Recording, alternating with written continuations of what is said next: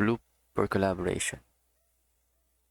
So in order to collaborate or how to use Microsoft Loop, first you need to create new workspace, click new workspace and type name, title, for example, Apple.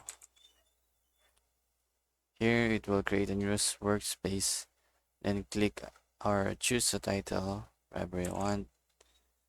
And here you can type slash in order to add table, checklist, bullet list, numbered list, data, date, call out code, mermaid, zero, etc. So in order to collaborate with others, with your team, you can use this to mention people or tag people. So that's pretty much it on how to use Microsoft Loop for collaboration. Thank you.